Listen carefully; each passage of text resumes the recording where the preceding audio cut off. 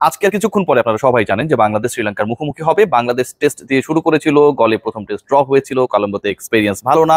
এরপরে কলম্বোতে প্রথম ওয়ানডেতে পরাজয়ের পর বাংলাদেশ দল দ্বিতীয় ওয়ানডেতে ঘুরে দাঁড়িয়েছিল, পারলে খেলেতে থার্ড ম্যাচে হেরে গেছে এবং সিরিজ হারিয়েছে।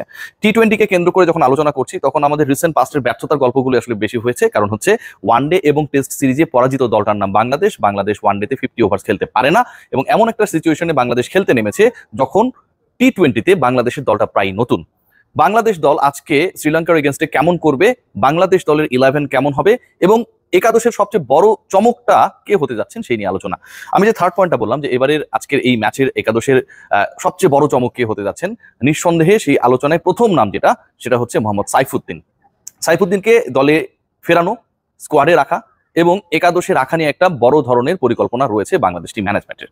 এবং এই পরিকল্পনা থাকার সবচেয়ে বড় কারণ যেটা, 1 বছর পর জাতীয় দলে ফেরার একটা অপেক্ষা সাইফুদ্দিনের। লাস্ট যে ম্যাচটা খেলেছিলেন জিম্বাবুয়ে এগেনস্টে, সেখানটায় তার ফুল ওভার কোটায় দিয়েছিলেন 55 রান, 24 বলে 55 রান দেয়া too much costly he was that time.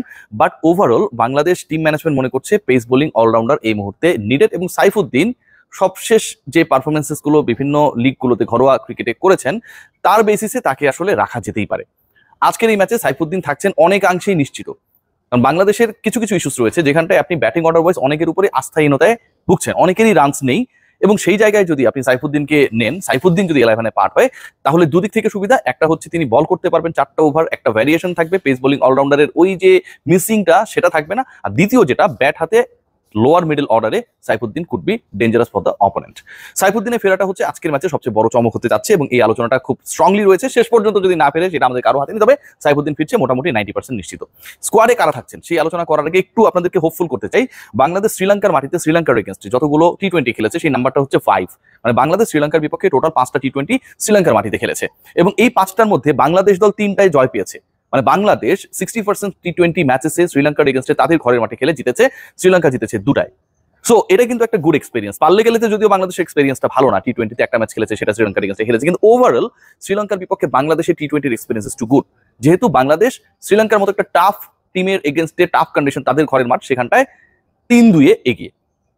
এই ব্যবধানটাকে বাড়ানোর ক্ষেত্রে, টি-20 সিরিজে এগিয়ে যাওয়ার ক্ষেত্রে বাংলাদেশ দল যে 11 নিয়ে খেলতে যাচ্ছে বা নামবে সেটা মোটামুটি অনেকটা এরকম। ওপেনিং এ কারা থাকছেন সেটা একটা বড় আলোচনা এবং সেই জায়গায় মোটামুটি একটা ব্যাপার ডিসাইডেড হয়েই আছে। আমাদের ওয়ানডেতে যে দুজন ওপেন করেছেন, পারভেজ হোসেন ইমন এবং তানজিদ হাসান তামিম, তাদের দুজনই থাকছেন। এই দুজনকে ড্রপ করার কোনো ধরনের পরিকল্পনা থাকার কথা না, এবং নাইসটা যদি শেষ মুহূর্তে কোনো ইনজুরি ইস্যুস না অ্যাড হয়।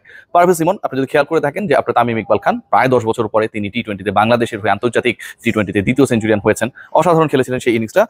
ইউএইর বিপক্ষে পারভেজ হোসেন ইমনের সেই ইনিংস, এবং সেটা খুব বেশি দূরের গল্প না। সো পারভেজ ইমন আমরা যদি খেয়াল করি ওয়ানডেতেও খুবই এক্সপ্লোসিভ ব্যাটিং করেছেন, almost against the same bowling line up of Sri Lanka. So Parvez ইমনে থাকা নিয়ে কোনো ধরনের প্রশ্ন নেই। তানজিদ হাসান তামিম, আমার কাছে মনে হয় যে অনেক বেশি, যে কোনো সময়ের তুলনায় অনেক বেশি রেগুলারিটি মেনটেন করছেন।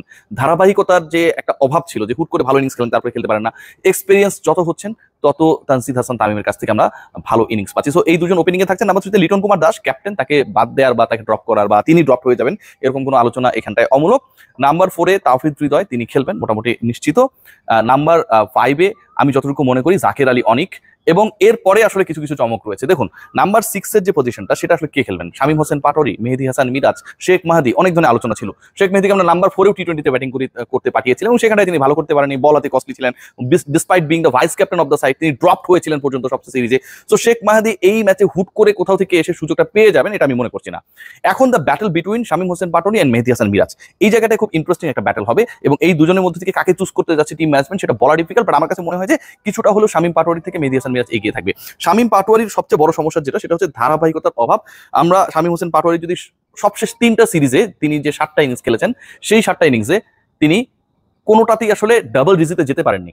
একটাতে অপরাজিত ছিলেন, সেটাও 6 রানে, এবং বাকি যে ইনিংসগুলো তিনি খেলেছেন শামীম হোসেন পাটোয়ারি প্রত্যেকটি সিঙ্গেল ডিজিট আউট হয়ে গেছেন। এবং যে সময় তিনি খেলতে নামেন ওটা কিন্তু টাফেস্ট টাইম, বল থাকে কম, পিটাতে হবে, অনেক প্রেশার থাকে, টিকে থেকে রান করার মতো সিচুয়েশনে শামীম হোসেন পাটোয়ারি বা শামীম হোসেন পাটোয়ারির মতো ওই সিচুয়েশনে, ওই পজিশনে যারা ব্যাট করে তাদের জন্য থাকে না।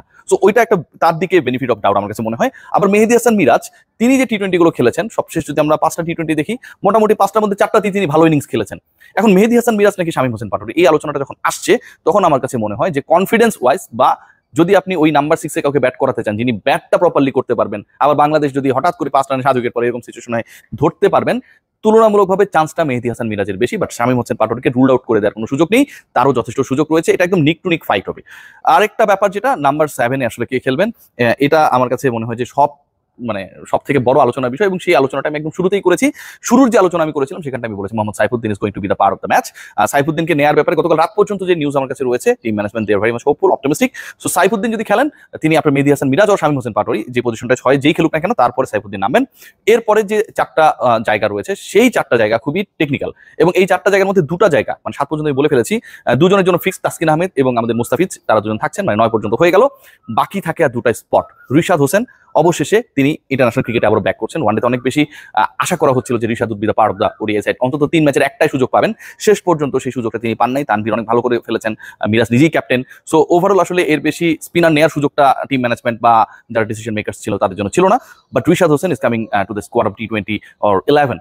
সো এই জায়গা থেকে আমরা বলতে পারি যে T20 11-এ রিশাদ হোসেন যদি খেলেন তাহলে 10টা স্পট হয়ে গেল। 7 পর্যন্ত আমি বলেছি, সাইফুদ্দিন নাম্বার 7, নাম্বার 6-এ শামীম অর মিরাজ, এবং এরপরের যে স্পটগুলো সেটা হচ্ছে তাসকিন এবং মুস্তাফিজ এবং রিশাদ। বাকি থাকে একটা জায়গা।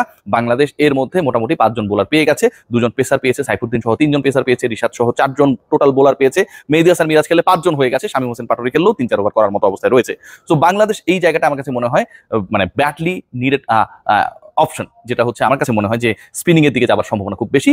এবং ওই 11th পজিশনটায় আমার কাছে মনে হয় ব্যাটেল হবে অনেকের মধ্যে, বাট নাসুম আহমেদ এগিয়ে রয়েছেন। নাসুম আহমেদ যদি খেলেন তাহলে বাংলাদেশ একজন বাঁহাতি অর্থোডক্স, রিশাদকে যদি স্কোয়াডে ভুক্ত করা হয় থাকবেন তিনি একজন লেগ স্পিনার, মিরাজ যদি খেলেন তাহলে একজন অফ স্পিনার, মানে পুরো স্পিন ডিপার্টমেন্টে একটা বিশাল ভ্যারিয়েশন নিয়ে আজকে খেলতে নামবে।